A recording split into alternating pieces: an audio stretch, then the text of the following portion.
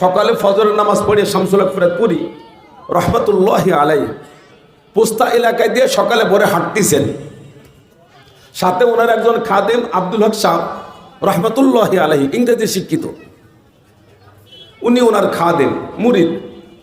সকালে ভোরে হাঁটতেছেন, পোস্তা থেকে একটা মেয়ে, সে বেপর্দা হুজুরের সামনের দিক দিয়ে আসতে, হুজুর এই দিক দিয়ে যাচ্ছেন, হুজুর তাকান নেই।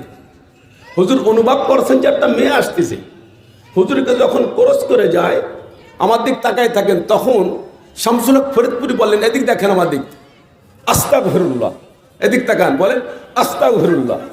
ইস্তেগফারও বললেন আর ধাক্কাও মারলেন। এখন মুরিদ বলতেছে, হুজুর বুঝে আসলো না, আপনি ইস্তেগফার বললেন, ওই মেয়েকে তো আপনি দেখেন না, দেখছিল আমি। ইস্তেগফার বললে আমি পড়বো, আপনি কেন বললেন?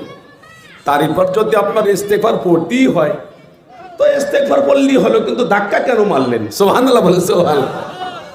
শামসুল হক ফরিদপুরি বলেন, মিয়া আমি একটা উদাহরণ দেব, তুমি বুঝে উত্তর দেবা। কি হযরত? গ্রামগঞ্জে অনেক ঘর আছে, এই ঘরের মধ্যে অনেক সময় বাগান আছে আশেপাশে। এই বাগানের মধ্যে বিষাক্ত সাপ থাকে, শীতকালে গর্তের মধ্যে থাকে, আর গরমকালে যখন গরমের আবহাওয়া পায় তখন সে গর্ত থেকে বের হয়ে রাত যখন বেশি হয় তখন ঘোরাফেরা করে। সাপ একটা বিষাক্ত সাপ।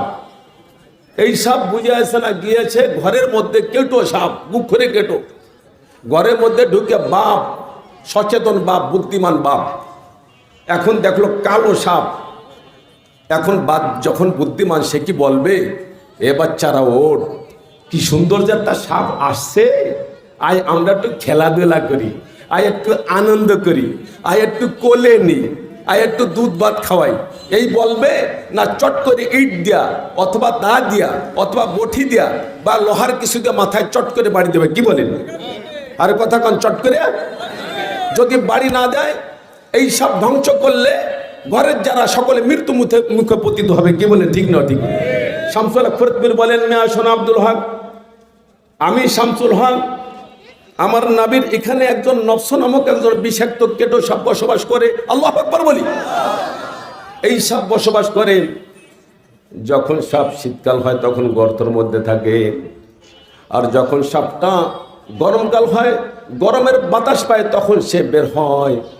সুতরাং এই যে মেয়েটা এখান থেকে যাচ্ছে, আমি অনুভব করছি, এই মেয়ে যখন বেপরদা যায় তখন তার যে গুনার যে বাতাস, এই বাতাস আমার নফস নামক বিষাক্ত সাপের উপর পড়ছে। পড়ার সাথে সাথে সাপটার সাথে সাথে পট মেলছে। পট মেলায় আমি শামসুল হকের ইমানে ঠোক দেওয়ার জন্য সে রেডি হয়ে গিয়েছে। আল্লাহু আকবার বলি। এখন আমি যখন ইস্তেগফার পড়লাম, এটা একটা বাড়ি তাকে মারলাম, আর যখন মাথায় জোরে ধাক্কা দিছে এইভাবে, তো আরেকটা বাড়ি মারিয়া নফস নামক বিষাক্ত সাপকে আমি বুঝাইছি না, দুর্বল করে ফেললাম। আল্লাহর রহমত করম, আমার ইমানের উপর সে ঠোক দিতে পারবে না। জোরে বলেন সুবহানাল্লাহ। মেয়ে একটা গেলি, পাত থেকে মাথা মধ্যে আর দেখি, আল্লাহর কি নিয়ামত যাচ্ছে রে, ইস একটু ভালো করে দেখি এরকম খবিশ আছে কি নাই। এই জোরে বলেন, এরকম খবিশ আছে কি নাই? তোর বউকে দেখ, তোর মাকে দেখ, কবুল হতে সব হবে। কোরআনকে দেখ, আল্লাহর রহমত নাজেল হবে। আসমানের দিক তাকা, তুই আল্লাহওয়ালা হইতে পারবে। কি বলেন? ঠিক না ঠিক? তোর ঘরের মধ্যে অনেক সুন্দর সুন্দর বুঝে আছে না, তোর স্ত্রী সুন্দরী, তা বাদ দিয়ে যখন রোড দিয়ে চলাফেরা করো, কালো কালো বা সুন্দর মেয়ে হোক, একটু দেখতে মনে চায়। কি বলেন? ঠিক না ঠিক? এটা দেখলে নেকি হবে না গুনাহ হবে, সেটা আপনারা ফয়সালা করেন। বলেন গুনাহ হবে। এজন্য এখন থেকে প্রফেসর হামিদুর রহমান সাহেব রহমতুল্লাহি আলাইহি, ইনি এই বইয়া আসসালাম নাম করা আল্লাহওয়ালা ছিলেন। হাফিজ চৌধুরীর দরবারে বুয়েটের ইঞ্জিনিয়ার ছিলেন। হাফিজ চৌধুরীর দরবারে থাকার কারণে বিখ্যাত আল্লাহওয়ালা ছিলেন। এবং উনি এই আজিমপুরি ওনার একটা খানকা ছিল। ওই খানকায় আমি একজন মুহাদ্দিস হয়ে ওনার দরবারে বসতাম। বাইতুল মুকাররমের বর্তমান খতিব আব্দুল মালিক সাহেব বিশ্বের মধ্যে একজন নাম করা আলেম, এশিয়ার মধ্যে একজন বিখ্যাত আলেম। সেই আব্দুল মালিক সাহেবের দেখতাম প্রফেসর হামিদুর রহমানের কাছে যাইয়া মাথা নিচে করে ওনার বয়ান শব্দ, জোরে বলেন সুবহানাল্লাহ। এই ইংরেজি শিক্ষিত লোক হাফিজ চৌধুরীর কাছে যাইয়া এত বড় আল্লাহওয়ালা হয়েছে, মুহাদ্দিসিনে কিরাম বড় বড় শাইখুল হাদিস যে তার দরবারে পড়ে থাকতো।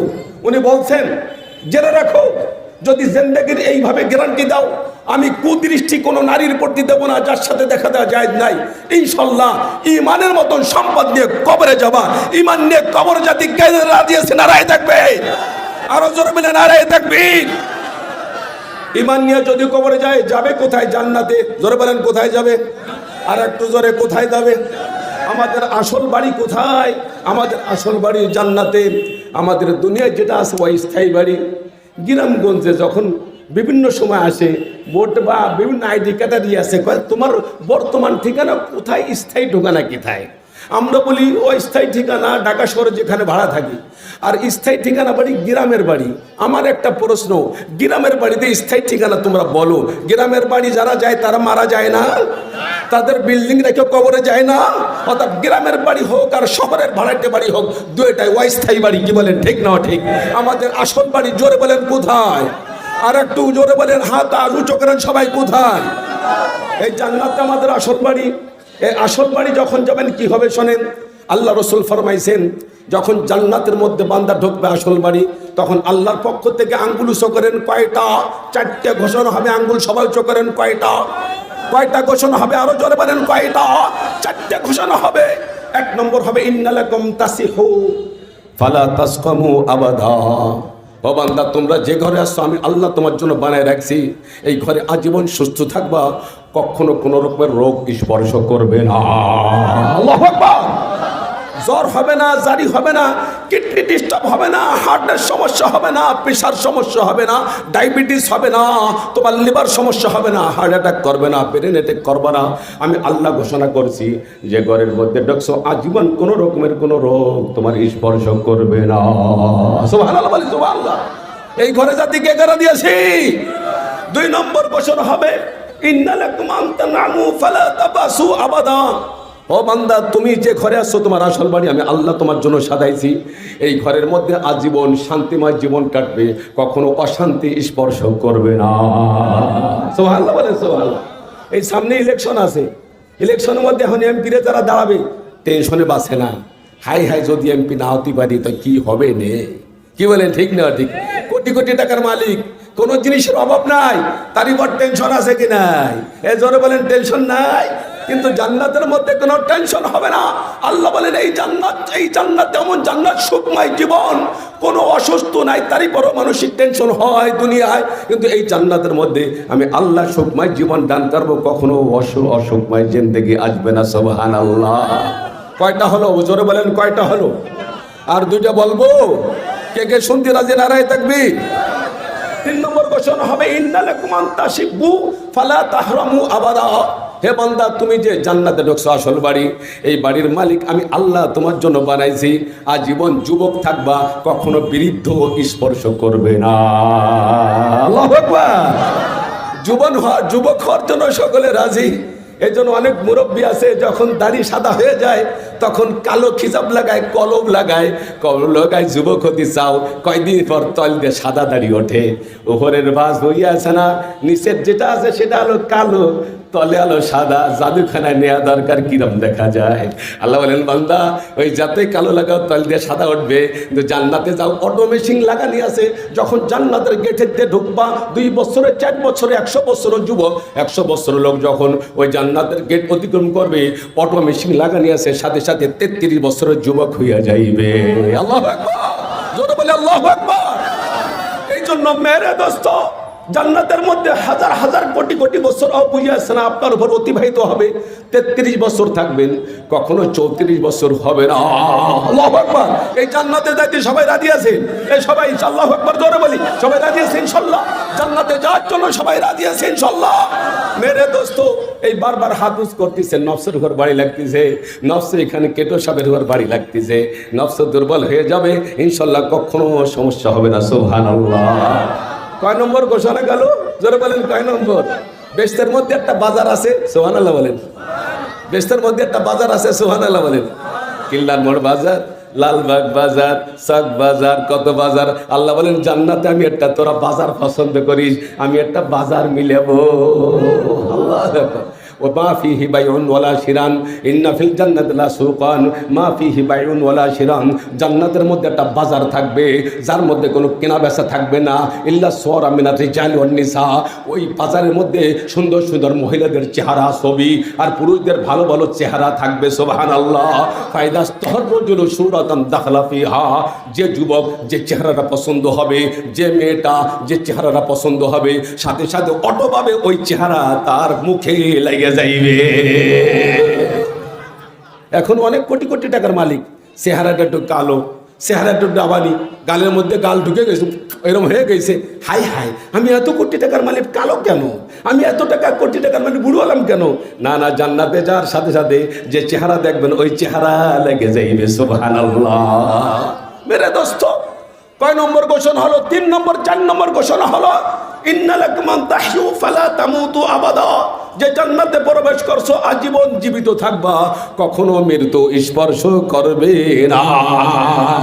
সুবহানাল্লাহ সুবহানাল্লাহ। মেরে দোস্ত বলছে যে জান্নাতে ঢুকছো, এই জান্নাতে আজীবন জীবিত থাকবা, কখনো তোমার মৃত্যু আসবে না। সুবহানাল্লাহ। জান্নাতের মধ্যে একটা বিল্ডিং হবে, এই বিল্ডিংটা পুরোই স্বর্ণর হবে। ওই বিল্ডিংয়ের মধ্যে যত বর্তন আছে, যত পাত্র আছে, সব স্বর্ণর হবে। সুবহানাল্লাহ। জান্নাতের মধ্যে আরেকটা বিল্ডিং হবে, এই বিল্ডিংটা পুরোই রূপর হবে, তার মধ্যে যত পাত্র আছে সব রূপর হবে। সুবহানাল্লাহ। জান্নাতের মধ্যে অসংখ্য ইয়াকুত পাথর থাকবে। হাদিসের মধ্যে আছে ইন্নাল হাজরা ওয়া মাকাম ইব্রাহিম ইয়াকুতানা মিন ইয়াকুতুল জান্নাহ তামাসাল্লাহু নূরাহুমা ওয়ালাউ লাম ইয়াতমিসুনা নূরাহুমা লা আযআ মা বাইনাল মাশরিক ওয়াল মাগরিব। আপনারা জানেন কাবা শরীফের সাথে একটা পাথর লাগানি আছে, এই পাথরের নাম কি বলেন তো দেখি? জোরে বলেন, নাম কি? আমরা ছোটবেলায় আমাদের এক মুরব্বী ছিল, উনি একটা গজল গাতেন, কাবা শরীফের দক্ষিণ পাশে ছোট্ট একখান পাথর আছে, সেই পাথরে চুমা দিলি গুনাহ থাকে না। আল্লাহু আকবার। এই পাথরে চুমা দেওয়ার জন্য কে কে রাজি আছে? আল্লাহু আকবার। আমার আল্লাহ অনেক ধনী, আপনি গরিব হতে পারেন, আপনার মুরব্বী অনেক ধনী, আল্লাহর কাছে চাবেন, আল্লাহ বাইতুল্লাহ শরীফে নিয়ে যাবে। এই জন্য সকলে নিয়ত করে আল্লাহু আকবার বলেন। মক্কা ঘরের কাবা ঘরের দক্ষিণ পাশে ছোট্ট একখান পাথর আছে। বলেন, কাবা ঘরের দক্ষিণ পাশে ছোট একখান পাথর আছে, এই পাথরে চুমা দিলি গুনাহ থাকে না। আল্লাহু আকবার। আল্লাহ আল্লাহ আল্লাহ। মেরে দোস্ত, ওই ঘরে যে একবার যেতে পারে, ওই পাথরে একবার চুমা দেয়, ওই সময় যখন নিয়ত করে যখন হাত স্পর্শ করে, দূরের থেকে টাচ দিয়ে মুখে চুমা দেয়, জিন্দেগির সব গুনাহ একসাথে টান দিয়ে নিয়ে দেয়। সুবহানাল্লাহ। আল্লাহ রাসূল বলছেন জান্নাতের 2টা পাথর আল্লাহ দুনিয়ায় পাঠাইছে, একটা হলো হাজরে আসাদ আর একটা মাকাম ইব্রাহিম। আল্লাহু আকবার বলুন। মাকাম ইব্রাহিম কি? ইসমাইলকে আল্লাহ বলছেন ইব্রাহিমকে, ও ইসমাইল ইব্রাহিম কাবা শরীফ অনেক আগের থেকে বানানি, কিন্তু আজকে তোমরা যখন আসছো এই ইমরু এলাকায় বসবাস করো, কাবা শরীফ বালির তলে ঢেকে গেছে। ইব্রাহিম তুমি আমার নবী, তুমি তাড়াতাড়ি কাবা শরীফকে পরিষ্কার করিয়া এই ঘরকে উঁচু করে দাও। সুবহানাল্লাহ।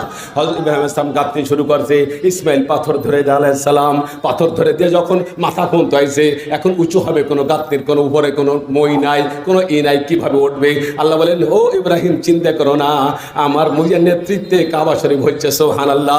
জিবরাইল যাও, আমার খলিল কাবা গাঁথবে, উপরে উঠতে পারে না, জান্নাতে একটা পাথর আনো, এই পাথর তার পা তলে দিয়ে দাও, ও যতটুকু উঠতে চায় এমনি উঠবে, যখন নামার ইচ্ছা করবে এমনিই নামবে, না কোনো সুইচ আছে না কোনো মেশিন আছে, দিলে ইচ্ছে করার সাথে সাথে উঠে যাবে আর নিচের দিক তাকানোর সাথে নামে যাবে। আল্লাহু আকবার। এই যে পাথরটা আছে, এই পাথরটাও ইয়াকুত পাথর। আল্লাহ রাসূল বলছেন জান্নাতের 2টা পাথর আমি দুনিয়ায়, আল্লাহ বলেন দুনিয়ায় পাঠাইছি, হুজুর বলেন দুনিয়ায় পাঠাইছি, এটা নূর যদি আলো যদি না মুছিয়া দুনিয়ায় পাঠাতো, লা আযআ মা বাইনাল মাশরিক ওয়াল মাগরিব, কিয়ামত পর্যন্ত মাশরিক থেকে মাগরিব, শিমাল থেকে জুনুব, সারা বিশ্বে আজীবন আলোকিত থাকতো। জান্নাতে পাঠানোর আগে তার আলোটা মুছে দিয়ে পাঠাইছি, এত নূর আল্লাহ এই পাথরে দান করছে। সুবহানাল্লাহ।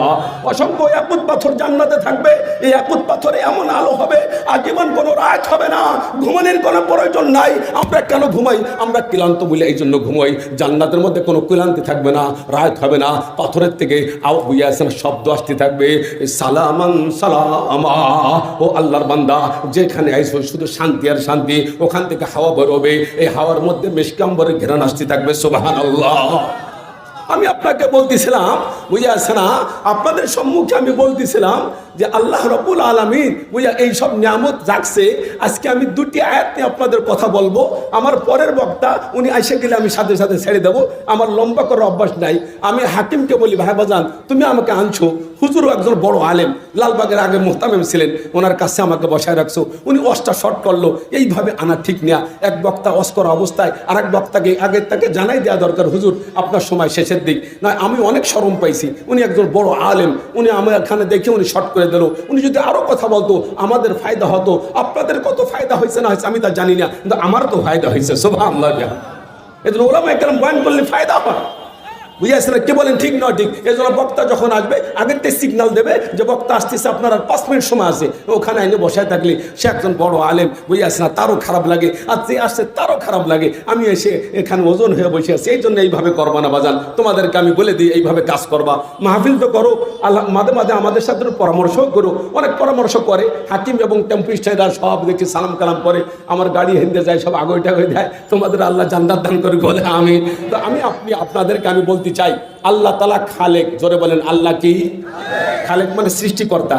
আর আমরা সকল মাখলুক। মাখলুকের আমরা না আরো মাখলুক আছে, 18,000 না কোটি কোটি মাখলুকাত আল্লাহ দান করছে। সুবহানাল্লাহ বলেন, কোটি কোটি। আচ্ছা খেয়াল করেন, প্রত্যেক প্রশ্ন উত্তর দেবেন। আল্লাহ কি খালেক? খালেক মানে স্রষ্টা, আর মাখলুক মানে সৃষ্টিজীব। আল্লাহ রাব্বুল আলামিন যত সৃষ্টিজীব বানাইছেন তার মধ্যে হাই কোয়ালিটি সব থেকে 1 নম্বর সৃষ্টিজীব আল্লাহর কাছে সব থেকে মর্যাদা সম্পূর্ণ। জোরে বলেন কারা? নবীরা। কারা বলেন? জোরে বলেন কারা? আরো জোরে কারা? সমস্ত নবীরা। সমস্ত নবীরা আল্লাহর কাছে সমস্ত মাখলুকাতের মধ্যে থেকে দামি। সুবহানাল্লাহ। ফেরেশতা জিবরাইল আলাইহিস সালাম, মিকাইল আলাইহিস সালাম, ইসরাফিল আলাইহিস সালাম, আজরাইল আলাইহিস সালাম, এই যে ফেরেশতা আছে 4 জন নাম করা ফেরেশতা, এদের থেকেও ছোট একজন নবী, সে এদের থেকে অনেক দামি। আল্লাহর কাছে সব থেকে দামি কারা? জোরে বলেন কারা? আরো জোরে একসাথে কারা? সমস্ত নবীরা। জোরে বলেন কারা? সকল নবীরা। এখন সকল নবীর দামি কেন হলো এই কারণটা আপনাদের দর্শাই দেবো। কি জন্য দামি হলো এটা শুনলে আমার মোটামুটি শেষের দিক হয়ে যাবে। খুব খেয়াল করেন, আমরা মনে করি দামি হওয়ার উপকরণ মনে হয় অর্থ, যার অর্থ বেশি সে দামি হয়, এই মনে করি। নবীদের অনেকের অর্থ ছিল না, কি বলেন ঠিক না ঠিক? নবীদের অনেকের কি ছিল না? আরো জোরে বলেন কি ছিল না? আল্লাহ রাসূল হাদিসের মধ্যে বলছে, বুখারীর 9 নম্বর পারা, মা মিন নবিয়্যিন ইল্লা রাআল গানামা, এমন কোন নবী নাই বকরি নারা চরাইছে। সুবহানাল্লাহ। ফাকাল আসহাবু ইয়া রাসূলুল্লাহ ওয়া আনতা, সাহাবা আজমান বলেন ইয়া রাসূলুল্লাহ, নবীরে যে বকরি চরাইছে আপনিও কি চরাইছেন? হুজুর বলেন আমিও বকরি চরাইছি, কুনতু আরাহা লি আহলি মক্কা তাআলা কারারিতা, আমিও বকরি চরাইছি মক্কাবাসীদের কয়েকটা পয়সা দ্বারাই, আমি নবীও বকরি চরাইছি। সুবহানাল্লাহ। নবীরে জোরে বলেন কি চরাইছে? আরো জোরে বলেন কি চরাইছে? তো বকরি চরাই, ধনীরা তো বকরি চরাই না। বোঝা গেল নবীদের অর্থ ছিল না, কি বলেন ঠিক না ঠিক? সব থেকে বড় নবী মুহাম্মদুর রাসূলুল্লাহর ঘটনা আমি বলে যাই, অল্পটু ঘটনা না বলে পারছি না। আল্লাহ রাসূলের মুক্তির জিন্দেগি বলবো না, মাদানী জিন্দেগির অল্পটু ঘটনা বলে যাই। হুজুর শেষ রাতে তাহাজ্জুদ পড়তেন, তাহাজ্জুদের পরে ফজরের নামাজ পড়িয়া অনেক বেলা হয়ে দাওয়াতের কাজ করে আসতেন। আয়েশা বলতেন, আয়েশাকে বলতেন, ও আয়েশা রে, আমি আসছি, ঘরে কোনো খাবার আছে কি না? আয়েশা বলতেন, ইয়া রাসূলুল্লাহ, ইয়া হাবিবাল্লাহ, শুধু আমার রুমে না, আপনার 4-9টা বিবি আছে, প্রত্যেকটা রুমের মধ্যে আপনাকে দেওয়ার মতন কোনো খানা নাই। হুজুর বলেন ইন্নী সায়েম। ও আয়েশা, যখন খানা নাই আমি রাসূল রোজার নিয়ত করলাম। জোরে বলেন সুবহানাল্লাহ। দ্বিতীয় দিন আবার দাঁতের কাজ করে তাহাজ্জুদ পড়িয়া, হুজুরের তাহাজ্জুদ পড়তে পড়তে পাও ফুলে যাইতো। আয়েশা সিদ্দিকা বলতেন, হুজুরকে যখন দেখতাম সিজদায় পড়ে গিয়েছে, আল্লাহর কাছে কাঁদতেন, সিজদার মধ্যে মনে হতো হুজুর আর উঠবে না, কাঁদতে কাঁদতে আওয়াজ বন্ধ হয়ে যেত, মনে করতাম হুজুর মনে আর জীবিত নাই, এই পরিমাণ আল্লাহর জন্য কাঁদতো। জোরে বলেন সুবহানাল্লাহ। আল্লাহ বলেন, বান্দা চক্ষু দিলাম আমি, পানি দিলাম আমি, মা মরে যায় পানি চলে আসে, বাপ মরে যায় পানি আসে, দাদা মরে যায় পানি আসে, গরু মারা গেলেও পানি আসে, আসে, আগুন লাগলেও পানি আসে, টাকা হারাই গেলেও পানি আসে। কিন্তু আমি আল্লাহ তাকায় রয়েছি, পানি আমি দান করছি, আমাকে একটা পানি দেখ, বলো লা ইলাহা ইল্লাল্লাহ, জোরে লা ইলাহা ইল্লাল্লাহ, ইলাহা ইল্লাল্লাহু মুহাম্মাদুর রাসূলুল্লাহ। আল্লাহর কাছে নীরবে বসে বসে যখন চোখে পানি ফেলবে, আল্লাহ বলেন, বান্দা একটা জামা, খুব খেয়াল করেন, একটা জামা যদি আপনি গায়ে দেন, এই জামাটায় বুঝে 7 দিন যদি গায়ে দেন, 5 দিন যদি গায়ে দেন, এটা ময়লা হয়ে যায়। এটা পরিষ্কার করতে 1 থেকে 2 বালতি পানি লাগে। আর আপনি 60 বছর গুনাহ করেছেন, অন্তরটা ময়লা হয়েছে 30 বছর 60 বছর বন্ধু, এই ময়লা পরিষ্কার করতে মাত্র চোখের 1 ফোঁটা পানি লাগে। জোরে বলেন সুবহানাল্লাহ। আল্লাহর কাছে কান্দে দেবেন, আল্লাহ আমি একজন গুনাহগার, আমার মা গেছে, আমার বাপ কবরে গিয়েছে, দাদা গেছে, দাদি গিয়েছে। দুনিয়ায় থাকার জন্য দুনিয়ার একটা ঘর আছে, কের অল সেট আছে, কের বিল্ডিং আছে, কের টিনের ঘর আছে, কের গোলের ঘর আছে, কের সোনের ঘর আছে। আল্লাহ, কবরে 40 থেকে 30 থেকে 40 হাজার বছর থাকা লাগবে। 60-70 বছর থাকার জন্য একটা ব্যবস্থা হয়েছে। কবরে মাটির তলে হাজার হাজার বছর কিভাবে থাকবো? আপনি ছাড়া কেউ নাই, লা ইলাহা ইল্লাল্লাহু লা ইলাহা ইল্লাল্লাহ, আপনি ছাড়া আমার কেউ নাই। আমাদের সাবেক 3বারের প্রধানমন্ত্রী, আপসহীন প্রধানমন্ত্রী বুঝিয়াছেন, সে মারা গিয়েছে। অসংখ্য লোক তার জানাজায় গিয়েছিল, আমিও গিয়েছিলাম, মৌলানা আব্দুল মালিক সব জানাজা করেছে। দোস্ত, সব জমিনের উপরে ছিল, কবরতে কেউ যাই নাই। কি বলেন, ঠিক না? কবরে ওই আমলটা গেছে, মোলামায়ে কেরাম দোয়া করছে, খতম করছে, উনি যে জিন্দেগি আমল করছে এটাই গেছে। দুনিয়ার যত বন্ধু ওর সাথে হোক না কেন, কবরে কেউ যাবে না। কবরে একমাত্র ব্যবস্থা করবে, জোরে বলেন কে? আরো জোরে বলেন কে? আরে মোবাইলে আমি নেট ঢুকোই, মোবাইলে জিবি ঢুকোই, ইশার পরে 4-5 প্রকার খানা খেয়ে বন্ধুর সাথে আলাপ করি, 3-4 ঘন্টা আলাপ করে করে বুঝে আসছে না কত আলাপ করি, ঘন্টাকে ঘন্টা কেটে যায়।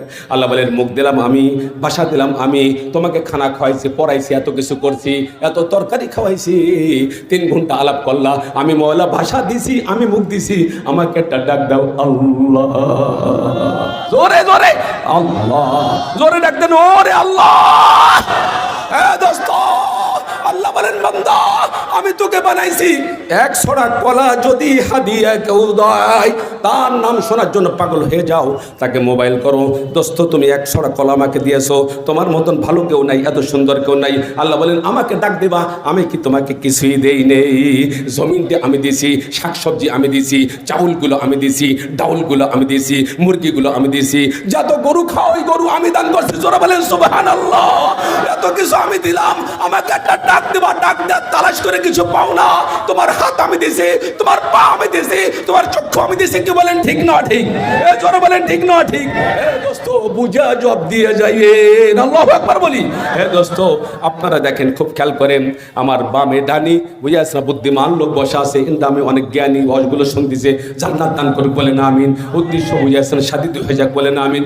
দোস্ত, এই দেখেন আমার দিক তাকান, এই দিকে এখানে এই হাতটা এর নড়াচড়া করি, এই হাড্ডির সাথে এই হাড্ডির কালেকশন, মাঝখানে কি বলেন, রগ। জোরে বলেন কি? এই জোরে বলেন কি? রগ। এই হাতটায় কতবার আপনি নড়াচড়া করেছেন?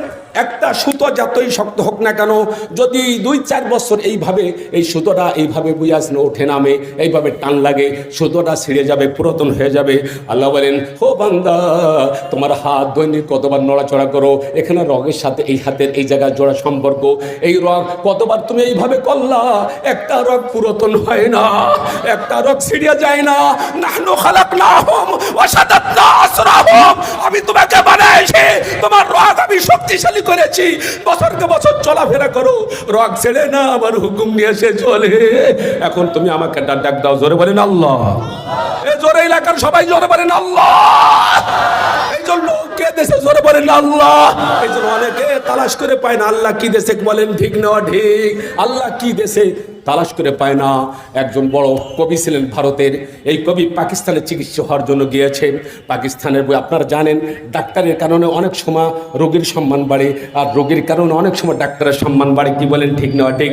আমাদের বেগম খালেদা জিয়াকে যে চিকিৎসা করেছে সেই ডাক্তারের সম্মান বাড়ছে, বড় ব্যক্তিকে চিকিৎসা করলে ডাক্তারের সম্মান বাড়ে। কি বলেন, ঠিক না ঠিক? এখন বড় কবি তাকে চিকিৎসা করার জন্য, সে চিকিৎসা হওয়ার জন্য পাকিস্তানে গিয়েছে, যে ডাক্তারের কাছে গিয়েছে, ডাক্তার খুশিতে বাগ বাগ। আগের জামানার ডাক্তাররা তো ভালো ছিল, আমার আবার যদি ডাক্তারের কাছে যায় আপনারা রাগ হয়েন না। আগের জামানায় ডাক্তার ভালো ছিল, এখনও ডাক্তাররা ভালো। আগের জামানায় ওই কামাইটা কম করতো, এক জায়গায় গেলে এই টেস্ট করো, সেই টেস্ট করো, এ করো, সে করো, ওই সে একটু জ্বরে ছাতা, এতে কখন আরো না টেস্ট। কি বলেন, ঠিক না ঠিক? এবং এই প্যাথোলজির সাথে সম্পর্ক আছে, কদে এই চিকিৎসাটা ওই প্যাথোলজিতে যাইও, মানে ওর সাথে সম্পর্ক আছে, ওখানটা 3% বা 50% পাই। কি বলেন, ঠিক না ঠিক? হাই হাই হাই হাই, কামারে জায়গা পাও নেই, আল্লাহ তোমাকে খাওয়াবে, মার পেটে খাওয়াইছে, কেন তোমাকে খাওয়াবে না? কি বলেন, ঠিক না ঠিক? আর বাচ্চা যদি একটা পেটে হয়, কদে আমরা জানি না, বাচ্চাও মারা যেতে পারে, মা মারা যেতে পারে। আপনি তাড়াতাড়ি সিদ্ধান্ত নেন সিজার করবে কিনা। চিন্তা করে ইন্নালিল্লাহ, বাচ্চাও মারা যাবে, মাও মারা যাবে, তাড়াতাড়ি সার, তাড়াতাড়ি চালাকে বাড়ি বেশি হলেও টাকা দেবো, তাড়াতাড়ি সিজার করেন। আল্লাহ যখন পেটের মধ্যে ঢুকাইছে, ওটা আজীবন ভিতরে রাখার জন্য ঢুকাইছে না বের হওয়ার জন্য পেটে ঢুকাইছে? কি বলেন, ওটা বের হবে না? আল্লাহ বলেন, আমি এর পছস করেছি। আজ থেকে 100 বছর আগে লক্ষ বুঝে আসছে না যে সব এর হাজার হাজার বছর অতিবাহিত হয়েছে, কোনো সিজার ছিল না, মানুষ আসেনি এই দুনিয়ায়। কুকুর সিজার করা হয়, বিড়ালের সিজার করা হয়, বিড়ালের 4-5টা বাচ্চা হয়, কত জানোয়ার সিজার করা হয় না? তারা যখন আসছে মানুষ অবশ্যই আসতো। কে বলেন, ঠিক না ঠিক? কিন্তু আজকে সিজার ছাড়া হবে না। ব্যাপারটা কি? আল্লাহ বলছেন, সুম্মা সাবিল ইসরা, আমি পেটের মধ্যে বাচ্চা দিয়েছি, এই বাচ্চা বের হওয়ার আমি আল্লাহ এদেরকে বের করবো। হাদিসের মধ্যে আছে, একটা বাচ্চা 6 থেকে 2 বছর, 6 মাস থেকে 2 বছর পেটের মধ্যে থাকতে পারে। কি বলেন, ঠিক না ঠিক? আল্লাহ রাসূল বলছেন, আল্লাহ রাসূল ফরমাইছেন। এখন 10 মাস হয়ে গেলে আমরা কই, ওরে আল্লাহ, বাচ্চা তো আসে না, কি হয়েছে, কি হয়েছে? হ্যাঁ, 2 বছর পর্যন্ত পেটে বাচ্চা থাকতে পারে, তো কাঁদে কাঁদে লাফাও কেন? এই জন্য এরাও লাফায়, পানি কমে গেছে। আল্লাহ পালতে পারে না, আল্লাহ পেটের মধ্যে পানি কমাইতেছে। এই পারলো আল্লাহ, খাওয়াই আল্লাহ, কবরে খাওয়াইছে আল্লাহ। আত্মার যুগে, আত্মার জগতে লাখ লাখ বছর ছিলাম, কে পালছে? জোরে বলেন আল্লাহ। এখন মার পেটে পানি কমছে, এই সব কোথায় পেয়েছো? আল্লাহর উপর তাওয়াক্কুল করে যদি থাকবে, ইনশাআল্লাহ পানিও ঠিক থাকবে। নবী রাসূলুল্লাহ যারা আইছে লক্ষ লক্ষ, কে কি কোনো সিজার হয়েছে? এ কতক্ষণ সিজার হয়েছে? আজ থেকে 100 বছর আগের থেকে হাজার হাজার বছর দুনিয়ায় সব মানুষ আছে, কোনো সিজার হয়েছে? জোরে বলেন হয়েছে। আচ্ছা যাও তো, এইভাবে ইনকাম করার আগের জামানার ডাক্তার ছিল আল্লাহওয়ালা, ওইরকম কামাই ছিল না, গরিব ছিল। এখন এই ডাক্তারকে, কবিকে যখন চিকিৎসা করবে, আগামী দিন তার অপারেশন খেয়াল করবেন। ও কবি বলছে, কই এখন ডাক্তার বলতেছে, স্যার আমি এত গরিব, আল্লাহ আমারে কিছু দেয় নেই। কে বলে? ডাক্তার। এখন কবি বলতেছে, মিয়া কালকে আমার অপারেশন কয়টায়? অপারেশন আপনার কালকে অপারেশন হবে 12টায়। কদে তুমি আগামী দিন 11টার সময় 1 ঘন্টা আগে আসিয়া একটা ক্যালকুলেটর সাথে নিয়ে আসবা। এখন ডাক্তার চিন্তা করলো, কবিরিকে আমি অপারেশন করব, ক্যালকুলেটর সাথে তো কোনো সম্পর্ক নাই। অনেক রোগের কারণে বলে, ভাই গরম লাগছে, একটা ডাব নিয়ে এসো, তা না বলে বলছে কি এই কথা, ক্যালকুলেটর নিয়ে এসো। আচ্ছা, কবি বলছে না, আইনে তো পারা যায় না, এত বড় বুঝে আসছে না, দামি রুগী, ক্যালকুলেটর আনছে। আইসা বলছো কাহা? ডাক্তার আমি বলবো, তুমি টিপ দাও, তোমার একটা চোখের দাম কত? স্যার চোখ তো মার্কেটে পাওয়া যায় না, দাম তো ওই জিনিসের হয় যেটা মার্কেটে পাওয়া যায়। কি বলেন, ঠিক না ঠিক? চক্ষু তো কোনো মার্কেটে পাওয়া যায় না, অর্থাৎ যেটা মার্কেটে পাওয়া যায় না, ধরেন 20 লক্ষ টাকা। সুবহানাল্লাহ বলেন। কয় ক্যালকুলেটর টিপ দাও। দ্বিতীয় চোখের দাম কত? কয় 20 লক্ষ, টিপ দাও। এরপর হাতের দাম কত? 20 লক্ষ, টিপ দাও। বাম হাতের দাম কত? 20 লক্ষ, টিপ দাও। ডান পার দাম কত? 20 লক্ষ, টিপ দাও। পেপার কত? কয় টিপ দাও। এইভাবে করতে করতে কয় ব্রেনের দাম কত? কয়েক কোটি, কয় দাও টিপ। হার্টের দাম কত? কয়েক কোটি, দাও টিপ। লিভারের দাম কত? কয়েক কোটি, দাও টিপ। এখন ডাক্তার কাছে, স্যার কবি সাহেব আমার ক্যালকুলেটারে ধারণ শক্তি আর নাই, আমার ক্যালকুলেটার আর ওঠে না, শেষ হয়ে গেছে, কত অঙ্গ তো আরো বাকি আছে। এখন তুমি যে বললো তোমার আল্লাহ কিছু দেয় নেই, এখন বলছো তোমাকে কিছু দিয়েছে কিনা বলছো? আল্লাহু আকবার, এবার আমার চক্ষু খুলে গিয়েছে, আল্লাহ এত পরিমাণ দেশে কল্পনা করা যায় না। কি বলেন, ঠিক না ঠিক? এই জন্য 100টা কলা দিলি, তার কুশলাদি জিজ্ঞেস করো। আর আল্লাহ আমাকে আপনাকে কত কিছু দান করছে, একটু আল্লাহ বলে জোরে ডাক দেওয়া যায় না? জোরে বলে আল্লাহু আকবার, আল্লাহ। মেরা দোস্ত, আল্লাহর নবী সাল্লাল্লাহু আলাইহি সাল্লাম খন্দকের যুদ্ধ যখন শুরু হয়ে যায়, সমস্ত সারা বিশ্বের সব কাফের মদিনায় যারা সাহাবীদেরকে খেয়ে ফেলা বুড়োই দেবে। আল্লাহ রসুল বললেন খন্দক বুয়া খনন করা লাগবে। সালমান ফার্সি একজন সাহাবী ছিলেন, উনি বললেন ইয়া রাসূলুল্লাহ, আমি পারস্য থেকে আসি, ইরাক আর ইরান পারস্যর লোকেরা, বিপক্ষের লোক যদি বেশি হতো মাঝখানে খাল খনন করতো, অতএব মদিনা আমরা সাহাবী কম, হাজার হাজার কাফের রাষ্ট্রীয় আমাদের ভাগ করে খেয়ে ফেলাবে। মদিনার চারিপাইতে ঢোকা যায় না, এক পাইতে ফাঁকা আছে, সৈন্য ঢুকবে, এখানে আমরা পরীক্ষা খনন করি। হুজুর বলেন ঠিক আছে, দুই হাত করে 3 হাত করে গর্ত খনন করা নিল। হুজুর বলেন আমাকেও 2 হাত দাও। সুবহানাল্লাহ। কেমন নেতা ছেলে মুহাম্মাদুর, যারা বলেন মুহাম্মাদুর। এই যে বর্তমান নেতা যারা হবে, এই নেতারাও নিজে যদি নামে রোডে নামে নিয়ে যদি একটা জায়গা ময়লা পরিষ্কার করে, ওই রোডে আর কোনোদিন ময়লা আসবে না। কি বলেন ঠিক না ঠিক? সেই কথা বলতেছিলাম মেরে দোস্ত। হুজুর যখন খন্দক খনন করেন, খন্দকের পাশে জাবেরের বাড়ি। সুবহানাল্লাহ বলেন। জাবের দেখলেন হুজুর ভালো করে দাঁড়াতে পান না, হুজুরের পেটে পাথর বান্ধা, ক্ষুধার জ্বালায় দাঁড়াতে পান না, পাথর বান্ধা। জাবেরের স্ত্রীর কাছে চলে গেছে। জাবের স্ত্রীকে বলে, যা শোন, আল্লাহ রসুল খোদা দেখলাম ঘরে আছে কিনা। কিছু পদে একটা বকরি আছে, কটটুক গোস্ত হবে, ছোট একটা বকরির বাচ্চা 3.5 কেজি গোস্ত হবে। আর কি আছে পদে 3.5 কেজি আটা আছে, এটার দ্বারা খামিরে বানাও। আর আমি জবই দিয়ে গেলাম, গোস্ত বানায় হান্ডিলে উঠাই দাও। জাবের স্ত্রী ছিলেন বড়, উনি ছিলেন বয়সে ছোট, স্ত্রী ছিল অনেক বয়সী। কারণ জাবেরের রাদিয়াল্লাহু তাআলা আনহুর আব্বা মারা গিয়েছে যুদ্ধে, 8টা-9টা ভাই বোন। এই ভাই বোনকে পালার জন্য বড় স্ত্রী বিয়ে করছে। সুবহানাল্লাহ, জোরে বলেন সুবহানাল্লাহ। এবার যখন খেয়াল করেন, এবার স্ত্রী বলে হুজুরকে যখন দাঁত দেবে 8-10 জন দাঁত দিও, যেহেতু 3.5 কেজি আটা, 3.5 কেজি গোস্ত। আচ্ছা 3.5 কেজি যদি ভালো খানেওয়ালা লোক হয় তো 2 জনে 4 জনে খেয়ে ফেলাতে পারে। কি বলেন ঠিক না ঠিক? এখন তো কেউ খাইতে পারে না, বাচ্চারাও খায় না। আমরা ছোটোবেলায় খাইয়ে পেট এরম বড় বানাই ফেলাইছি। এখন আমাদের বাচ্চারা অল্প একটু খায়, খাতে চায় না, গোস্ত আর ডিম ছাড়া খায় না। আমরা এই দিয়ে ওই দিয়ে খেয়ে ফেলাইছি, এখন কেউ খাতে চায় না। কি বলে ঠিক না ঠিক? আমি মাঝে মাঝে একটু হুফাও দিই, তাবি যদি অনেকে হুজুর আমার বাচ্চা খায় না, তো খায় না, আমি কী করবো? কয়তো তোর খায় না, তো আমি বেশি খাইলি, কবে হুজুর বেশি খায়, তো আর একটা তাবিজ দেওয়া লাগবে না, আপাতত আল্লাহর কাছে দোয়া করো। সুবহানাল্লাহ। তো যা হোক, বলে ঠিক আছে। আল্লাহ রসুল বলেন 3000 সাহাবী ছিল খন্দকের যুদ্ধে। হুজুর বলেন, ও আমার সাহাবীরা রে, জাবের তোমাদের সকলকে দাঁত দিয়েছে। জোরে বলেন সুবহানাল্লাহ। 10 জনের খাবার দাঁত দেশে 3500 লোক রে। এখন হুজুর বলেন চলো যাই। যখন রওনা হয়েছে, জাবের রজুর স্ত্রী ওই রুমির থেকে তাকায় দেখছে যে হাজার হাজার লোক আসে। জাবেরকে বলে, জাবের রে, এই সাহাবীরা কোথায় যাবে? বলে আমাদের বাড়ি আসতেছে। সুবহানাল্লাহ। কি কো আমাদের বাড়ি? হ্যাঁ। তো আরে 10 জনের খানায় হাজার হাজার লোক কেন? হুজুরকে বলছো খানা কি আছে? বলেছিলাম। কি বলেছিলাম? যে খানা এই পরিমাণ। ঠিক আছে, অসুবিধা নাই। আল্লাহ রসুল রুমের মধ্যে ঢুকলেন, বলে জাবের স্ত্রীকে বললেন হান্ডিলে দাও। হান্ডির মধ্যে হুজুর একটু থুতু লাগাই দিলেন। আর আটার খামিরার মধ্যে হুজুর বলেন, আমি 2-1টা বুয়াটা দলা পাকাই দিলাম, রুটি বানাও। বানাইতেছে, খাইতেছে, বানাইতেছে, খাইতেছে। 2000-3000 লোক খেয়ে ফেলালো। সুবহানাল্লাহ। হুজুর বলেন, জাবের তুমি খাও। খাইছে, তোমার স্ত্রী খাও, খাইছে, তোমার ভাই বোন 9টা তাদের খাওয়াও খাইছে। এরপর বললেন, শোনো, মদিনার মধ্যে অনেক অভাব দেখা যাচ্ছে, মদিনার আশেপাশের লোকদেরকে দিয়ে খাইও। সুবহানাল্লাহ।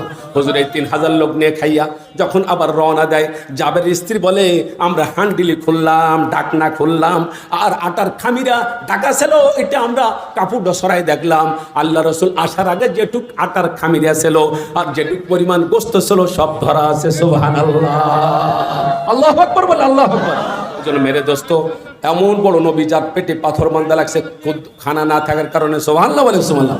এই জন্য নবীরা অর্থর কারণে দামি নয়। জোরে বলেন, নবীরা কিসের কারণে দামি নয়? আরো জোরে হলে, নবীরা আল্লাহর কাছে দামি নয় কোন কারণে? অর্থের কারণে।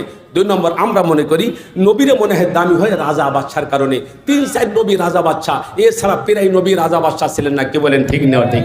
আমরা 3 নম্বর যেটা মনে করি, মনে হয় মানুষ দামি হয় যার জনবল যত বেশি সে দামি হয়। কিন্তু আমি আপনাদের বলে দিই, এমন নবী কিয়ামতের ময়দানে যাবে যার সপক্ষে একজনও নাই। হাজার লাখ উম্মত বলবে এই নবী দাঁতের কাজ করি নাই, এই নবীর পক্ষে একজন লোকও তার সপক্ষে ছিল না। বোঝা গেল নবীরে কিসের কারণে দামি নয় বলেন? জনগণের কারণে দামি নয়। অর্থের কারণে দামি হল না, রাষ্ট্রের কারণে দামি হল না, জনগণের কারণে দামি হল না। দামি কোন কারণে? সকলে আকাশের দিকে হাত উঠান, বলেন আসমানি এলেমের কারণে। বলেন বলেন বলেন, একসাথে বলেন, কিসের কারণে? আরো জোরে, কিসির কারণে? আসমানি এলেম যার যত বেশি সেই নবী তত দামি। জোরে বলেন সুবহানাল্লাহ। এখন আমাদের নবী সব নবীর থেকে দামি, আর আল্লাহর কাছে দামি হওয়ার মাপকাঠি হলো আসমানি এলেম, এলমে নবুয়ত। এবার আমাদের নবীর এলেমটা কি পরিমাণ অন্য নবীর তুলনায়, একটু তিনটে উদাহরণ দেব আপনাকে। আল্লামা বুসরি বলেন যে উদাহরণ দিলাম আল্লাহ রসুল তার থেকে অনেক বেশি এলেম, এর থেকে উদাহরণ আমি তালাশ করে পাই নাই, তাই তিনটে উদাহরণ দিলাম। একটু জোরে বলেন নারায়ে তাকবীর। হ্যাঁ দোস্ত, হুজুর বলেন ওয়াকুল্লুহুম মির রাসূলিল্লাহি মুলতামিসুন, ওয়াকুল্লুহুম মির রাসূলিল্লাহি মুলতামিসুন গরফাম মিনাল বাহরি আও রাশফাম মিনাদ দিয়ামে। আল্লাহু আকবার বল। হে দুনিয়ার লোক শোনো, সারা বিশ্বের যত সমুদ্র পানি, নদী নালার পানি, খাল বিলের পানি, জলাশয়ের পানি, বুঝাসা টিউবওয়েলের পানি, নলকূপের পানি, সকল পানি থেকে এক ফোঁটা পানি সমস্ত নবী রাসূলদের এলেম, আর সারা বিশ্বের সকল পানি মুহাম্মদ সাল্লাল্লাহু আলাইহি ওয়াসাল্লামের এলেম। নারায়ে তাকবীর। আমার হুজুরের কত এলেম, সারা বিশ্বের সকল পানি, আর অন্য নবীদের আমার হুজুরের তুলনায় এক ফোঁটা পানি। জোরে বলেন সুবহানাল্লাহ। তিন নম্বর যেটা, দুই নম্বর উদাহরণ, সারা বিশ্বে যদি একসাথে মশাল দ্বারা বৃষ্টি শুরু হয়ে যায় বছরকে বছর, তার থেকে এক ফোঁটা পানি সমস্ত নবী রাসূলদের এলেম, আর সারা বিশ্বের সকল বৃষ্টির সকল ফোঁটা মুহাম্মদ সাল্লাল্লাহু আলাইহি ওয়াসাল্লামের এলেম। জোরে বলেন সুবহানাল্লাহ। তিন নম্বর উদাহরণ, এখন বিশ্বের মধ্যে 13,500 ভাষা আছে। জোরে বলেন কয় হাজার ভাষা? কয় হাজার ভাষা আছে? যারা জাগতিক শিক্ষায় শিক্ষিত তারা আল্লাহর কাছে দামি না, যদি আসমানি এলেম মোটেও না থাকে। এই সব ভাইরা এনাদের জাগতিক শিক্ষার কারণে, আবার আলেমদের সোহবত দ্বীনি এলেমের কারণে আল্লাহ এনাদেরকে দামি বানাইছে। কি বলেন, ঠিক না ঠিক? আমি আপনাদেরকে বলি, যারা জাগতিক শিক্ষায় শিক্ষিত আসমানি কোনো এলেম নাই, তারা দামি হতে পারে না। তারা শিক্ষার হারে বলে আমরা বানরের থেকে আসছি। বলেন কিসের থেকে আসছি? আরো জোরে বলেন কিসের থেকে আসছি? আচ্ছা, বানরের থেকে মানুষের বেরেন। বানর একটা জানোয়ার, তুই তার থেকে আসি, তুইও জানোয়ার, অর্থাৎ জানোয়ারের বাচ্চা জানোয়ার। কি বলেন, ঠিক না ঠিক? অর্থাৎ জাগতিক শিক্ষায় যারা শিক্ষিত তারা শিক্ষার হারে বলছে তাদের টাক পড়ে গিয়েছে, তারা বলছে আমাদের আব্বা বানর, নাউজুবিল্লাহ। আর আমাদের আব্বা আদম আলাইহিস সালাম 7 লক্ষ ভাষা জানতেন। নারায়ে তাকবীর। আমাদের আব্বা কয় লক্ষ ভাষা জানতেন? জোরে 7 লক্ষ ভাষা জানতেন আমাদের আব্বা আদম আলাইহিস সালাম। সুবহানাল্লাহ। আমরা শিক্ষিত ছেলে, শিক্ষিত। সুবহানাল্লাহ। অনেক যারা জাগতিক শিক্ষায় শিক্ষিত তারা মনে করে কমি মাদ্রাসায় এই এলেম কালাম বুদ্ধিবাদ, একটু এলেম শেখে, ওদের বুদ্ধিবাদ বিদ্যা কিছুই নাই। এরম লোক আছে কিনা? এক জাগতিক শিক্ষায় শিক্ষিত, তাক পড়ে গেছে বুদ্ধির চর্চা, বুদ্ধিজীবী, বুদ্ধিমান না বুদ্ধিজীবী। বুদ্ধিজীবী মানে বুদ্ধির ব্যবসা করে খায়, আসলে বুদ্ধি নাই, ভিতরে বই আসে না, গোবর। কি বলেন, ঠিক না ঠিক?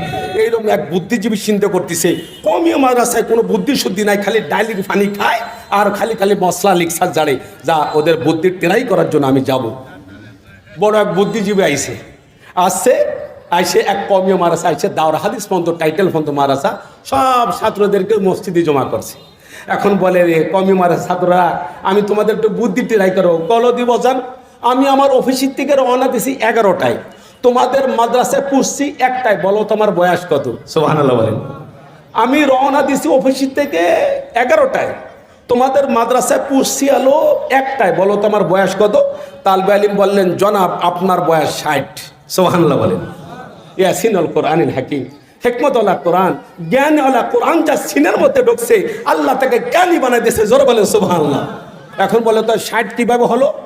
আমাদের দেশে একজন আধা পাগল আছে, তার বয়স 30, আর তুমি ফুল পাগল, এই জন্য তোমার বয়স 60। সুবহানাল্লাহ। আমাদের বাংলাদেশের মধ্যে বিখ্যাত আলেমে দ্বীন মৌলানা আব্দুল বাসিত সাহেব দামাত বারাকাতুহুম বইয়াসনা, অনেক বড় আলেম, অনেক বড় বক্তা, উনি আসছে। আমি আপাতত এই পর্যন্ত সমাপ্ত ঘোষণা করলাম। আমি আপনাদের কাছে আর বেশি বইয়াসনা লম্বা আলোচনা করতে চাচ্ছি না। আমি আর শর্টে 2-3টা কথা বলিয়া আমি আমার কথা শেষ করে দেবো। এজন্য মেরে দোস্ত বইয়াসনা, হুজুরকে আমিও দাওয়াত দেওয়ার জন্য ঘুরে বেড়াচ্ছি। মতিঝিল মাদ্রাসা, পীরজঙ্গি মাদ্রাসা, বাংলাদেশের ঐতিহ্যবাহী মাদ্রাসা, বাংলাদেশের হেফাজতের মিটিং, এবং শুধু তাই না, বিভাগের বড় বড় মিটিং, ওখানে বইয়ে নূর হোসেন কাসিমি সাহেব থেকে নিয়ে, হাটাজির হজরত থেকে নিয়ে, বাংলাদেশের বড় কুমিল্লা আশরাফ আলী সাহেব থেকে শাহ সাহেব, আনোয়ার সাহেব, বড় বড় আলেমরা ওখানে মিটিং করতেন। ওই মাদ্রাসায় আল্লাহ আমাকে খাদেম বানাইছে। কমিটির সিদ্ধান্ত হয়েছে আব্দুল বাসেত সাহেবকে দাঁত দেওয়ার জন্য। আমি গুনাহগার, ওনাকে দাঁত দেবো, ঠিক আছে ইনশাল্লাহ, যদি উনি সুযোগ পায় ইনশাল্লাহ আজকে সে দাঁতটা ওনাকে আমি দিয়ে দেবো। সুবহানাল্লাহ বলেন। আশা করা যায় হুজুর কবুল করবে বলেন আমিন। আমি আপনাদেরকে বলতেছিলাম নবীরা কোন কারণে দামি, জোরে বলেন কোন কারণে দামি, এদিক তাকান কোন কারণে, আর একটু জোরে বলেন কোন কারণে।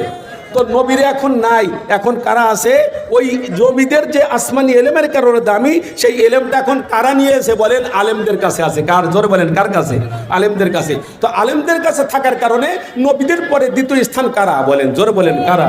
এই বুঝে আছে, নবীদের পরে দ্বিতীয় স্থান কারা? জোরে বলেন, আরো জোরে বলেন কারা? আরে কথা কন না, বলেন ওলামায়ে কেরাম। জোরে বলেন কারা? জোরে বলেন কারা? এই জন্য এখন ইলেকশনের সময় আসতেছে, এখন মানুষই বলবে অমুক সরকার এই মুহূর্তে দরকার। আমি আপনাদের বলি আসমানি ইলম যাদের আছে, হাফেজ সাহেব সরকার সকল মুহূর্তে দরকার, কারি সাহেব সরকার সকল মুহূর্তে দরকার, ওলামায়ে কেরাম সরকার সকল মুহূর্তে দরকার, ইহকালও দরকার, পরকালও দরকার, ফলসুরতও দরকার, কিয়ামতের মাঠে দরকার। কি বলেন ঠিক না ঠিক? যখন কোনো কেউ থাকবে না তখন আবার স্ত্রীর কাছে যাবে, বাল বাচ্চার কাছে যাবে, লক্ষ লক্ষ টাকা যাদেরকে ব্যয় করে হয়েছিল, একটা নেকি কম পড়ছে, নেকিটা কেউ দিতে রাজি হই নেই। আল্লাহ বলেন বাবার জান্নাত আসফালিন নাস, হে ওলামায়ে কেরাম, হে হাফেজ সাহেবরা, তোমরা ওখানে যাও, দোজখের কাতারের কাছে যাও, অসংখ্য লোক ওখানে দাঁড়িয়ে আছে, তোমরা ওখানে যাও। ওই দোজখের কাতারের কাছে যখন যাবে তখন দোজখের কাকাতকে বলবো ওহাবতুল কাউ জুয়ান, হুজুর আমারে চেনেন, আমার বাড়ি কিল্লার মোড় টেম্পু স্ট্যান্ড, হুজুর আমারে চেনেন, আপনার একটু ওজির ফোনে বানাই দিয়েছিলাম, শারীর তো লেখা সার বাতান, আপনি গরমে গামে গেছিলেন, এক গ্লাস পানি খাইছিলাম, আতাই তো কাছে আকান একটা মেসাক আপনারা বানাইছিলাম। হাদিসের শব্দ আগের দুটিয়া, আমি মিশকাত শরীফ পড়াই, বুখারী শরীফ পড়াই, ওখানে আসছে ওহাবতুল কাউজুয়ান ও শারিবতু লেখা সারবাতান, আপনাকে শরবত বানাই দিয়েছিলাম, আপনাকে এক গ্লাস পানি দিয়েছিলাম, হুজুর আমাকে চেনেন। এইরকম বলতে বলতে অসংখ্য লোক হুজুরকে দাবি করবে, হুজুরের চেহারা মলিন হয়ে যাবে, আল্লাহকে বলবো আল্লাহ এত অসংখ্য লোক আমি সুপারিশ করবো, আপনার অপরাধী। আল্লাহ বলেন কোনো চিন্তা নাই, ওদখুলু হাবিস সালামিন আমিনিন। যত লোক চেনবে, মুসাফা করছে, মোহাব্বত করছে, হাদিয়া দেশে, যা কিছু যেভাবে পরিচয় দিক না কেন, এদের সকলকে নিয়ে তুমি জান্নাতে চলে দাও। জোরে বলেন সুবহানাল্লাহ। আমি হুজুরকে বেয়াদবি হয়ে গেল, আমি ছোট্ট একটা ঘটনা হুজুর কাছে অনুমতি নিয়ে ছোট্ট একটা ঘটনা আমি বলতে চাই আপনাদেরকে। সেই ঘটনা হুজুর বলবো। জাজাকাল্লাহ জাজাকাল্লাহ জাজাকাল্লাহ। ওই আছে না, উনি তো আসলে আমার শ্বশুর কাশিন হুজুর, গহরডাঙ্গার মাদ্রাসার কাশিন হুজুর আমার শ্বশুর, ওনার সাথে পরিচয় আছে মামুন সাহেব, ওনার বুঝে আছে না খুব আমাদের আপন লোক, দেখা হয় না, আজকে পাইছি কায়দা হয়ে ওই আছে না, আজকে ওনারা দাঁত দেবো, দাঁত কনফার্ম করাই যাবো ইনশাল্লাহ। গত বছর আব্দুল হাকিমকে বলাইছি, আব্দুল বাসেত খানকে যদি আনতে পারো কাজ হবে। এখন আমি আপনাদের বলে যাই, আপনারা জায়গাটা পুরো করেন, হুজুর যদি রাগ হয়ে দেয় আমাদের এই এলাকা বুঝে আসে না একেবারে গজব নাজল হবে, এই জন্য আপনারা জায়গাটা পুরো করে বসবেন। আমি গোনাগার যা করছি না করছি, কিন্তু হুজুর বসার আগে এই জায়গা পুরো করবেন, কোনো যেন খালি না থাকে। আমি একটা ঘটনা বলি, অনেকে বলে ওলামায়ে কেরাম কিছু না, ওলামায়ে কেরাম কি কাজ, একটা ঘটনা আপনাদেরকে বলি, খুব খেয়াল করেন। এক মাদ্রাসার শিক্ষা সচিব, এটাকে ধরে নিয়ে গেছে পুলিশই, ধরিয়া বুঝিয়ে আসে না, তাকে থানায় ঢুকাইছে। খুব খেয়াল করেন, নড়েন না, এটা এখন নড়ো না, আমি ঘটনাটা বলে চলে যাব, এরপরে সব জায়গায় বসবেন, হুজুর এরপর শুরু করবেন, আমার কয়েক মিনিট লাগবে। এক মাদ্রাসার শিক্ষা সচিব, চেনেন, শিক্ষা সংক্রান্ত নাজিমা তালিমাত বলা হয়, এই শিক্ষা সচিবকে পুলিশই ধরে নিয়ে থানায় আটকাইছে, আগামী দিন কোর্টে উঠবে। প্রিন্সিপাল সাহেব এসে দেখলো শিক্ষা সচিব নাই। শিক্ষা সচিব কোথায় গেল কোথায়, কদের থানায় ধরে নিয়ে গেছে পুলিশে এসে ধরে নিয়ে গেছে। হ্যাঁ আচ্ছা, কোন কারণে আপনারা জানেন, আলেমদের প্রতি মানুষের এমন বিদ্বেষ অকল্পনীয়, কল্পনা করা যায় না। একটা ওয়াজ করছে সুদের, তার গায়ে লাগছে, হুজুরের উপর রাখছে, ঘুষের ওয়াজ করছে, গায়ে লাগছে, মতলি সাহেবের লাগছে, মতলি সাহেব ঘুষের কাজ করে, এই জন্য অহেতুকভাবে হেরাস করার জন্য খামাখা অপবাদ দিয়া আটকায়। যা আগের আপনারা জানেন, ইতিপূর্বে যে সরকার গিয়েছিল অসংখ্য ওলামায়ে কেরামকে জেলখানায় অহেতুকভাবে আটকাইছিল। ঠিক নয় মেরে দোস্ত? তো এইভাবে হুজুরকে আটকাইছে থানায়। মোহতাম সাহেব এসে দেখলো হুজুর নাই, এরপরে দেখলো আগামী দিন কোর্টে তার ফাইল উঠবে, এরপর বিচার হবে, বিচার হওয়ার পরে যদি হুজুর বুঝিয়ে আসেন খালাস তো খালাস, অন্যথায় জেলে চলে দেওয়া লাগবে। ওরা উকিল ধরছে 15 জন, কয়জন? এই জন 15 জন উকিল ধরছে হুজুরকে ফাঁসানির জন্য, বিপক্ষের লোকেরা। মোহতাম সাহেব দেখলো যে জাজের কোর্টে ফাইলতে উঠবে, যে জাজের দপ্তরে, ওই জাজটা চলে একজন নেককার, সুবহানাল্লাহ বলেন। জাজ সাহেবকে বলতে, জাজ সাহেব আমার প্রিন্সিপাল আমার শিক্ষা সচিবকে ধরে নিয়ে গেছে, এখন ধরে নিয়ে গেছে, এই শিক্ষা সচিবের কোনো পয়সা নেই উকিল ধরার, আমাকে আগামী দিনে একটু পারমিশন দেন, আমি আমার শিক্ষা সচিবের পক্ষ থেকে উকালিটি আমি করি। সুবহানাল্লাহ বলেন। এখন জাজ স্যার একটু নরম, ওখানে উকিল কয়েকটা বসা, তাদের মেজাজ গেছে পড়ায়, আলেমের তো মোল্লা তোর মসজিদ পন্থু, এরা আবার বুদ্ধি শুদ্ধি আছে। কাল যদি হুজুর কোঠে ওঠে, আমাদের LLB পড়ছি, ব্যারিস্টারও 3 জন আছে, আমাদের মান সম্মান সব ক্ষয় যাবে। জাজ সাহেব খবরদার, রাজি হইয়েন না, রাজি হইয়েন না। জাজ সাহেব একটু নরম নরম দিনদার, তো একটু নরম নরম, তো মনে করছে সর্বনাশ হয়েছে। এই 15 জনের মধ্যে 3 জন ব্যারিস্টার, তার মধ্যে একজন সিনিয়র ব্যারিস্টার। সে বলছে, আচ্ছা জাজ সাহেব শোনেন, আমি এই মোহতারাম সাহেবকে একটা প্রশ্ন করব। যদি প্রশ্নের উত্তর সে দিতে পারে, আগামী দিন ওকালাতি করবে, আমার কোনো প্রশ্ন নাই, আমাদের কোনো আপত্তি নাই। তবে আমি যে প্রশ্ন করব, হুজুর হ্যাঁ অথবা না দ্বারা উত্তর দেবে, বাড়তি কোনো উত্তর দিতে পারবে না। হুজুর একটু বেশি কথা কয়, হুজুরও বেশি কথা কয়, ওয়াজ করে, তারাবি হরায়, জাহান্নামের থেকে বাঁচানোর চেষ্টা করে, আর হুজুরও বেশি কথা কয়। কি বলেন? এইরকম কিছু জানোয়ারের দল আছে কি নাই? জোরে বলেন, আছে কি নাই? হুজুরও বেশি কথা কয়। আচ্ছা যা হোক, ঠিক আছে। হুজুর বলেন, ব্যারিস্টার সাহেব অনেক কথা বলছেন, ঠিক আছে, আপনি তো এতদিন ব্যারিস্টারিগিরি করেন, আপনাকে আমি একটা প্রশ্ন করব। ওই প্রশ্নের উত্তর হ্যাঁ আর না দ্বারাই দেবেন। যদি আপনি দিতে পারেন, আমি আগামী দিন কোর্টে আমার এই মুয়াক্কিলের পক্ষ থেকে আমি ওকালতি করার দরকার নাই, তাকে আপনারা জেলে নিয়ে যান। ঠিক আছে, বলেন কি বলবেন বলেন। তখন বলে দে, আমি শুনেছি আপনার বাপ আব্বা পুরাতন চোর ছিল, পরের কাছে সুপারি চুরি করত, ওই অভ্যাস আছে কি নাই? সুবহানাল্লাহ বলে। এখন যদি বলে হ্যাঁ, তো আগেও চোর এখনও চোর। আর যদি বলে না, তো কমসে কম আগে চোর এখন চোর না। এখন জাজ সাহেব হাও না নাও না, চোখের পানি অঝরে ঝরছে, টপ টপ করে পড়া শুরু হয়ে গেছে। সুবহানাল্লাহ। এখন কাঁদতেছে আরো 14 জন উকিল, তার মধ্যে 2 জন ব্যারিস্টার আর 13 জন আর 12 জন বইয়ে উকিল আছে।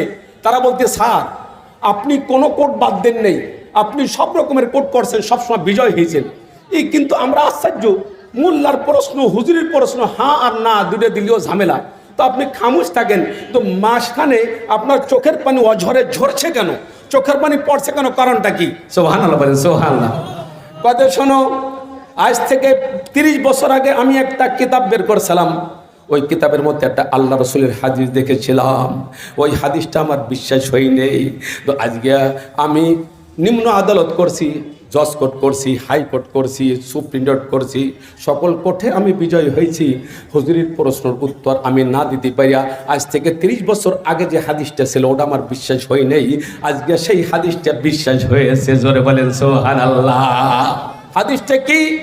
আজ থেকে 30 বছর আগে একটা হাদিস পড়ছিলাম, কিয়ামতের ময়দানে স্বয়ং আল্লাহ রাব্বুল আলামিন বিচার করবে। সুবহানাল্লাহ। স্বয়ং জাজ হবে আল্লাহ, অসংখ্য আসামি থাকবে, ওলামায়ে কেরাম ওকালতি করিয়া এই আসামিকে ছাড়াই জান্নাতে নেবে। এটা আমার বিশ্বাস হয় না। ইয়াসফুল আম্বিয়া সুম্মাল উলামা সুম্মাস শুহাদা। কিয়ামতের ময়দানে ওলামায়ে কেরাম ওকালতি করে অসংখ্য অপরাধীকে আল্লাহর সামনে ছাড়াইয়া জান্নাতে দেবে। জোরে বলেন সুবহানাল্লাহ। ওই হাদিসটা বিশ্বাস হয় নাই। আজকে আমার মতন ব্যারিস্টার 30 বছর পর্যন্ত আমি কোর্ট করেছি, সব কোর্টে আমি বিজয় হয়েছি। হুজুরের প্রশ্নের উত্তর না দিতে পারে আজ বুঝলাম কিয়ামতের ময়দানে যদি ওকালতি করে আমাদের মতন হোমরা সোমরা পারবো না। ওকালতি করলে হুজুররাই করবে আর আসামিকে হুজুররাই ছাড়াবে। হুজুর আপনার হাতটা বাড়ায় দেন, আজকে আপনার হাতে বায়াত হয়ে যাব, আর কখনো বেয়াদবি করবো না, কোর্ট করবো আর আপনার জুতো টানবো। হুজুর কিয়ামতের ময়দানে আমি ব্যারিস্টারকে একটু সুপারিশ করেন। জোরে বলেন সুবহানাল্লাহ। আলেমদের সাথে সম্পর্ক রাখতে কে কে রাজি আছে? নারায়ে তাকবীর। দুনিয়ার আপন পার হয়ে যাবে, ওলামায়ে কেরাম আপনাদের কাছে কাছে যাইয়া আল্লাহর কাছে সাক্ষাৎ করাইয়া আপনাদের জান্নাতে নেবে। এই জন্য আলেমরা পর না আপন। জোরে আলেমরা পর না আপন। জোরে বলেন পর না আপন। আপন, জোরে বলেন আপন। মার থেকে, বাপের থেকে, সন্তানের থেকে, সবার থেকে আপন। ওলামায়ে কেরাম নবীদের পরে ওলামায়ে কেরাম কি বলেন, ঠিক না ঠিক? এই জন্য বিখ্যাত আলেম আইছে, বিখ্যাত। আমি মাঝে মাঝে যখন আমি গাড়িতে যাই কামরাঙ্গীর দিকে মতিঝিল, হুজুরের অষ্টা মাঝে মাঝে শুনি, শুনলি চোখে পানি আসে। এমন এমন কথা বলবে, একটা লোক এখানে সব জায়গা বন্ধ করবেন, আমাদের এলাকার মেহমান, আমার বেয়াদবি হলো হুজুরকে বসাই অস করাটা।